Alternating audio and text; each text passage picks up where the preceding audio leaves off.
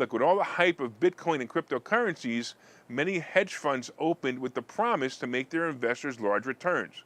When Bitcoin hit the 60,000-ish numbers, everyone thought the momentum would continue, and as we know, it fell like a lead balloon. A large hedge fund named Three Arrows Capital managed about $10 billion in assets, making it one of the most prominent crypto hedge funds in the world. Now the firm, which is also known as 3AC, is headed to bankruptcy court after the plunge in cryptocurrency prices. And basically, it was a particularly risky trading strategy, and it caused a wipeout of all the assets and leaving it unable to repay lenders. Three Arrows' strategy involved borrowing money from across the industry and then turning around and investing that capital in other, often newer crypto projects. So they were basically investing in all these newer crypto projects. The firm had been around for a decade, which helped give the founders Zhu Su and Kyle Davies a measure of credibility in an industry populated by newbies. Zhu also co-hosted a popular podcast on crypto. I'm actually wondering if that podcast is still on. All this credibility made it easy for them to lure in investors. By the way, I don't think it was nefarious. However, I just think it turned really, really bad for these guys, and that's basically what happened. However, the founders have been very quiet. Court documents show that the lawyers representing 3AC's creditors claim that Zhu and Davies have not yet begun to cooperate with them in any meaningful manner. The filing also alleges that the liquidation process hasn't even started, meaning there's no cash to pay back the company's lenders. The fall of Three Arrows can be traced to the collapse of May's Terra USD. I don't know if you guys remember this, but basically what happened, it was a US dollar pegged stablecoin and it crashed.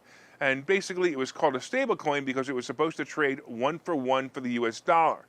Technological mechanisms were supposed to be put in place that made this stablecoin mimic the price of the dollar. Look, I'm no crypto expert, but I really can't explain how it worked. But the reality was it definitely failed to maintain the 1-to-1 ratio. In fact, the Terra USD went down to about 0. This was the beginning of the end for many funds, including the Three Arrow Fund.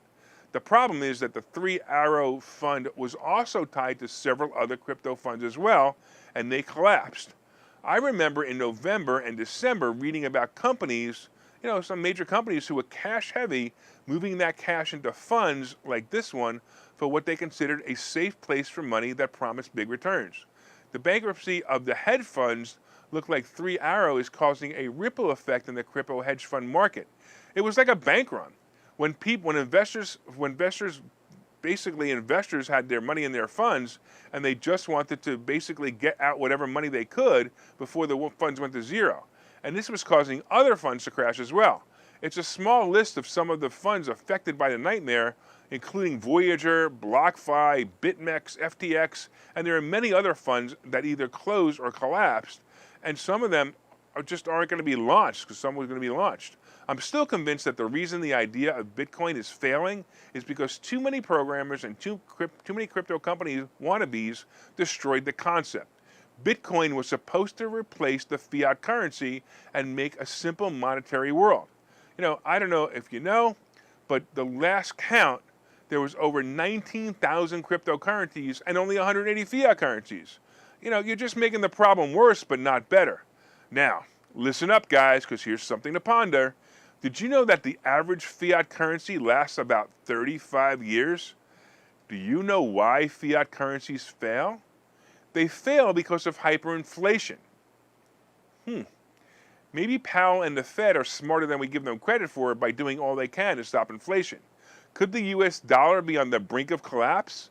Well, the US officially went to a fiat currency in 1971. So the math says we are 15 years past the average collapse point. In fact, we are 5 years to the average point of a standard nation collapsing. So we got fiat currency collapsing and the nation collapsing all together. Hey, have a great day, right? All right.